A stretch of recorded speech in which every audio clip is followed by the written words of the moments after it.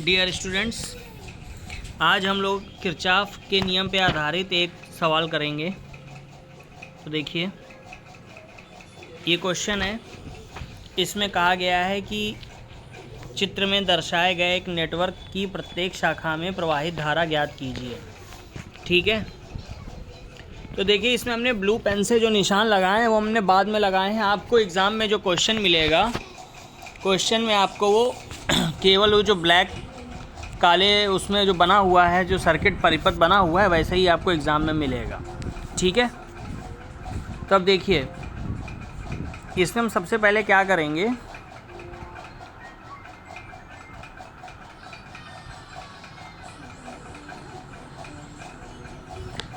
तो चित्र में हम मान लेंगे कि जैसे ये 10 वोल्ट की बैटरी लगी हुई है, हमें प्रत्येक शाखा में करंट का मान ज्ञात करना है, धारा का मान ज्ञात करना है।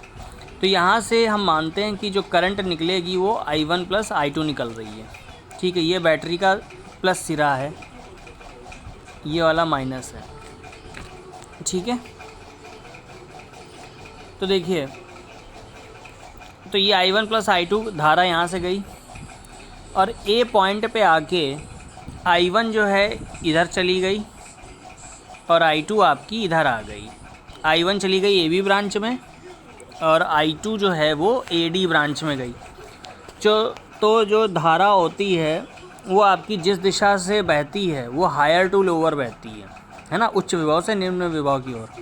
तो ये वाला सिरा पॉजिटिव हो गया, ये वाला सिरा हमने नेगेटिव मान लिया क्योंकि I1 की दिशा हमने यही मानी है।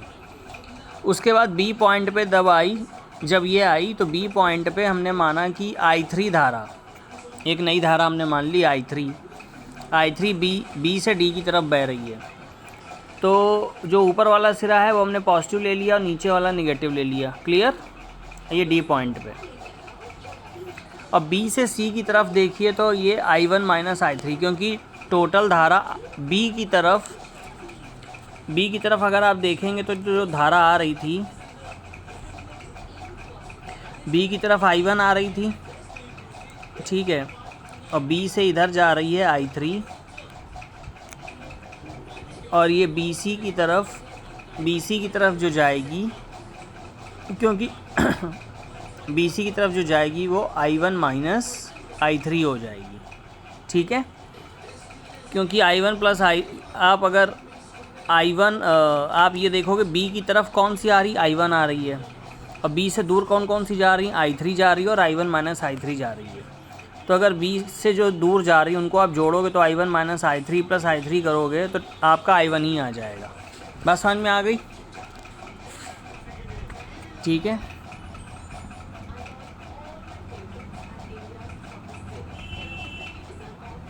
It is clear to everyone? ठीक है, तो अब देखिए,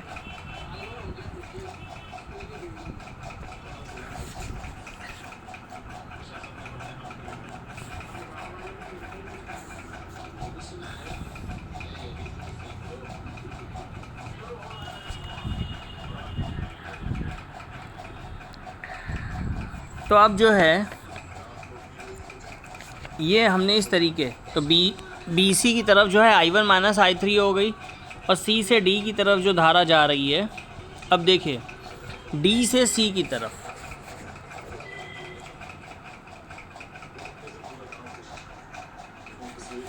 ये यहाँ पे जो धारा आ रही थी I3 आ रही थी, B से D की तरफ आ रही थी I3, और इधर आ रही थी I2, तो D से C की तरफ जो जाएगी वो I2 प्लस I3 जाएगी। ठीक है, इधर आप प्लस साइन, इधर प्लस लगा देंगे, इधर माइनस लगा देंगे। अब हम लूप, तो ये आपके पास सारी धाराएं आ गई, और C पॉइंट पे देखो, इधर आ रही थी I1 माइनस I3, इधर आ रही थी I2 प्लस I3। तो C से जो धारा निकलेगी वो कौन सी निकलेगी, C पॉइंट पे आके दोनों धाराएं जुड़ जाएंगी, I1 minus I3 plus I2 plus I3। तो यहाँ पे जो धारा C से बाहर की तरफ निकलेगी वो निकलेगी I1 प्लस I2। तो ये आपसे ये क्लियर हो गया? ठीक है, it is clear to everyone? अब देखिए,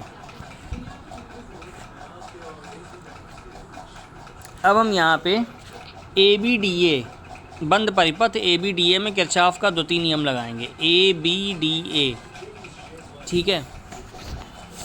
तो इसमें आप जो है, इसमें मान लीजिए, इसमें हम यहाँ से चलते हैं,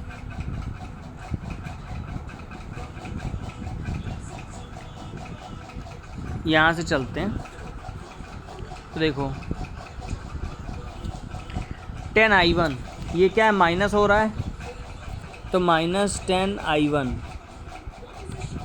उसके बाद ये क्योंकि यहाँ से यहाँ चले तो माइनस हो रहा है, प्लस से माइनस जा रहे हैं, माइनस हो रहा है। फिर I3 में भी इधर आपका 5 है, 5 ओम है, इधर I3 लगा हुआ है, लेकिन प्लस से माइनस आ रहे हैं ना, इस तरीके हम चल रहे हैं। ठीक है, तो ये हो जाएगा -5I3।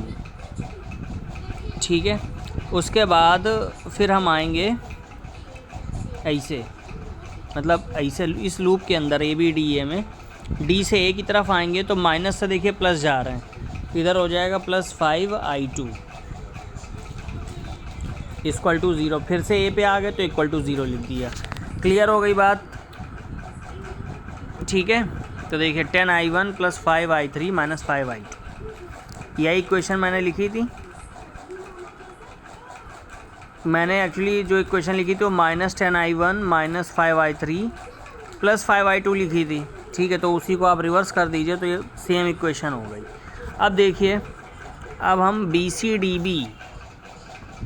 BCDB में किरचॉफ का 2-3 नियम लगाते हैं। ठीक है, BCDB में किरचॉफ का 2-3 नियम लगाते हैं, तो फिर से वैसे ही चलेंगे।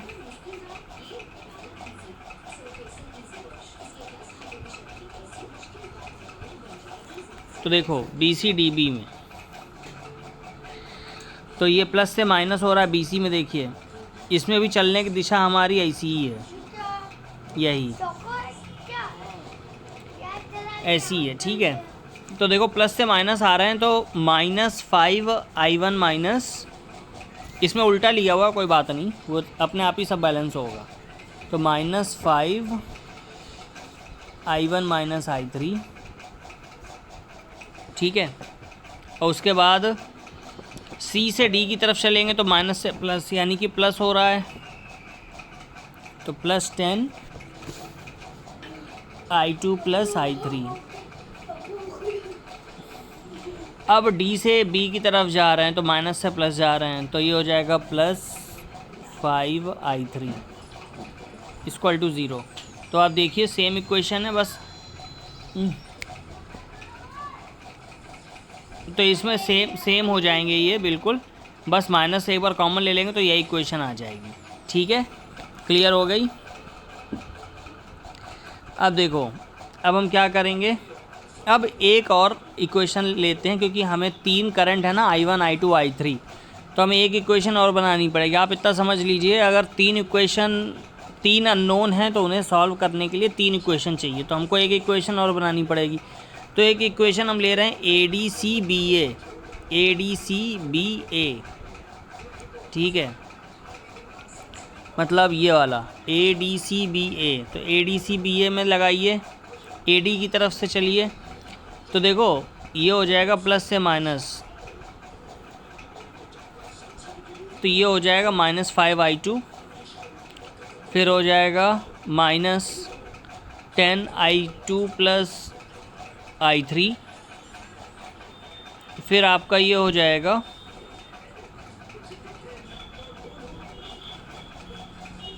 इसमें जो हम चल रहे हैं वो ADCA ले रहे हैं, ADCA।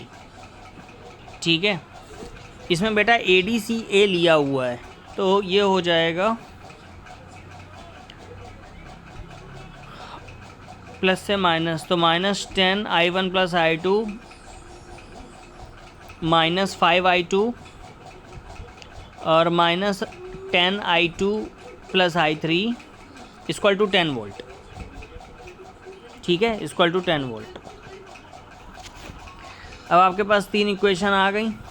अब 3 इक्वेशन को हम सॉल्व कर लेंगे, I1 I2 I3 के मान निकालने हैं हमको। ठीक है, तो इस तरीके हम इनका मान निकाल लेंगे, और ये हमारा सभी में I1 I2 I3 की जो भी वैल्यू आएगी तो वही हमारी प्रत्येक शाखा में धारा का मान आ जाएगा। Okay students, thanks to all.